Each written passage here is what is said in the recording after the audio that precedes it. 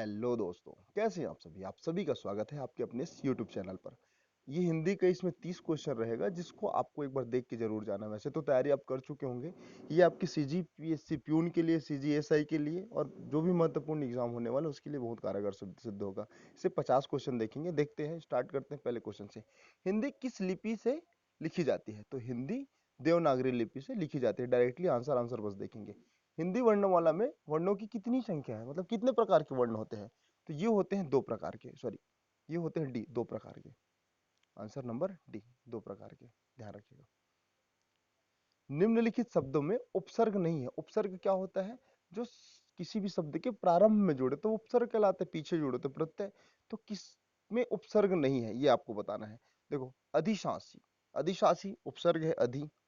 विनाश, प्रतिधन, आशा, लेकिन प्रशंसा में कोई उपसर्ग नहीं है, तो इसका आंसर आएगा ऑप्शन नंबर बी।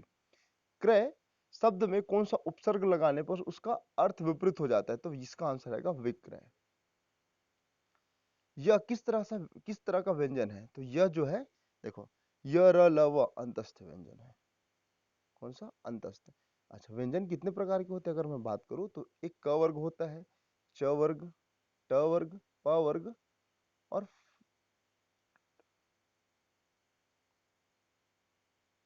और एक होता है त वर्ग। ठीक है, जिसको क को कंठव्य, इस प्रकार से आगे बढ़ते हैं। अब होता है अल्प। अगर बात करूं अंतस्थ, तो अंतस्थ में क्या होगा? य र ल व। ठीक है, महाप्राण, दीर्घ प्राण, महापर, लघु प्राण, अल्प प्राण, उष्म। उष्म में बता दूं आपको, श, स, ह, श।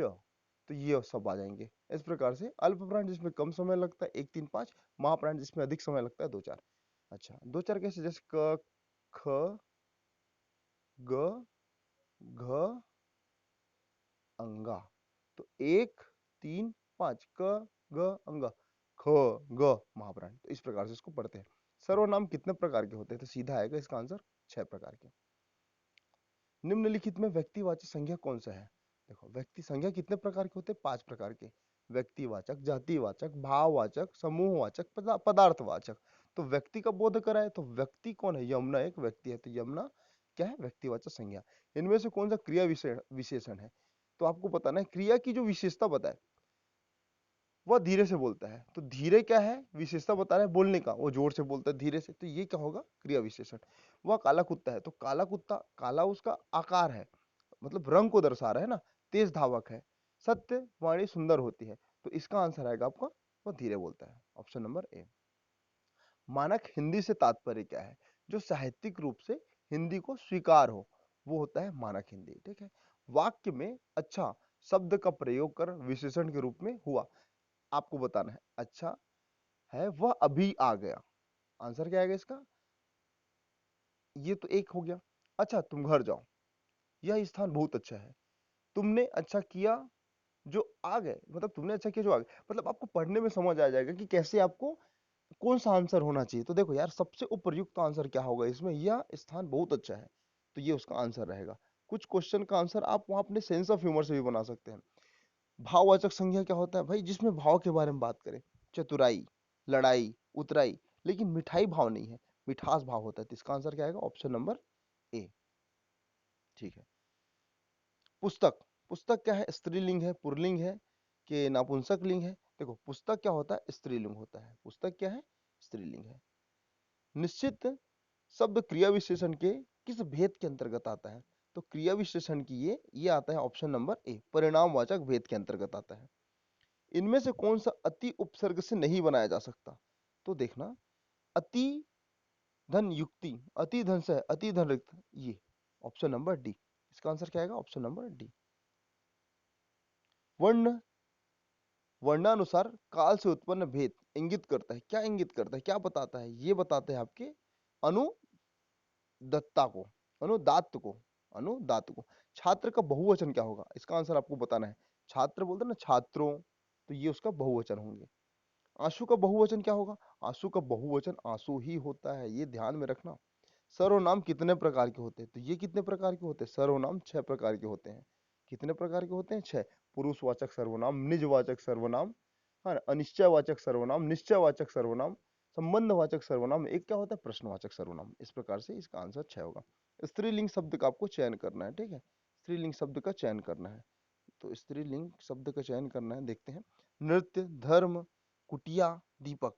तो या कुटी या, जहां पर आपको थोड़ा अलग अलग, देखो कुछ क्वेश्चन इसमें, सब क्वेश्चन तो बनाना संभव नहीं है, यहाँ पर इसका आंसर आएगा कुटिया, ऑप्शन नंबर बी, सी सॉरी। निम्नलिखित में कौन सा बहुवचन नहीं है? दर्शन, हस्ताक्षर, बाल, जनता।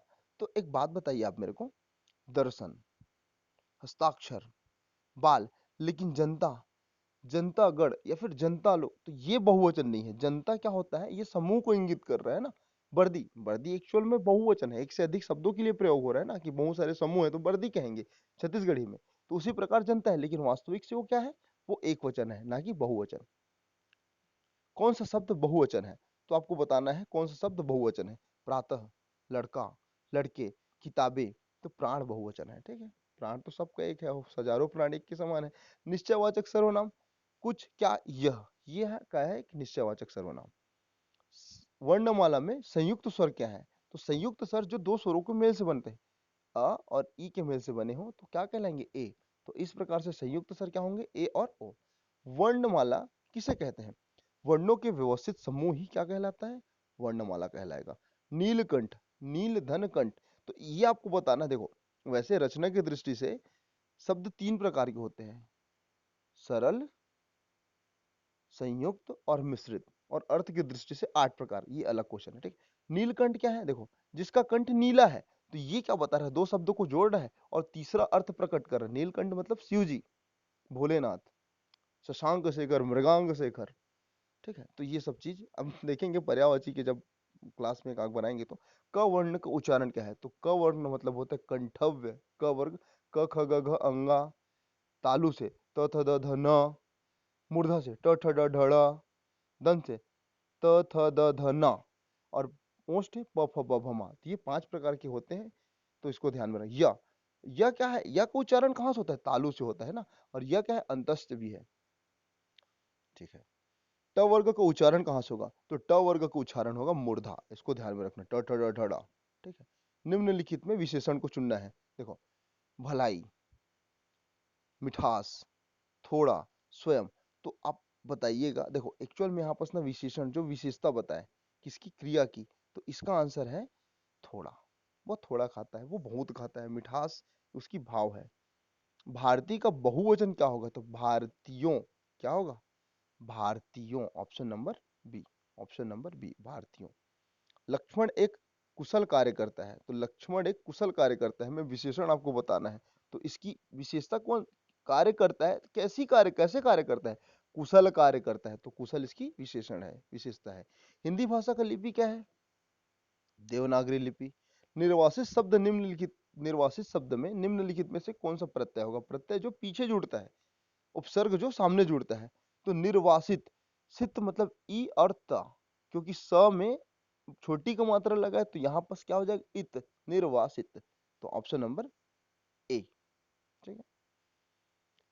निम्नलिखित में कौन सा वर्ण तालव्य और नासिक के बीच से होके गुजरता है? मतलब बताना है आपको। ये या, इसको ध्यान में रखिएगा। ये थोड़ा, ये क्या है? संयुक्त है, अध क,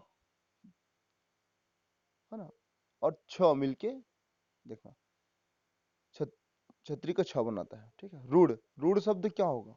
तो इसमें रूढ़ शब्द होगा लोटा। लंबोदर तो कौन सा शब्द होगा? योग रूढ़ होगा, ठीक है। जिसका लंबा है उदर, मतलब अपने गणेश जी, दूध वाला, दूध देने वाला, तो ये क्या होगा? नहीं होगा। तो इसका, उसका आंसर क्या? लोटा, ठीक है। निम्न में जातिवाचक संज्ञा के बारे में आपको बताना है, जो जाति का बोध कराए। नदी जातिवाचक संज्ञा है, ठीक है।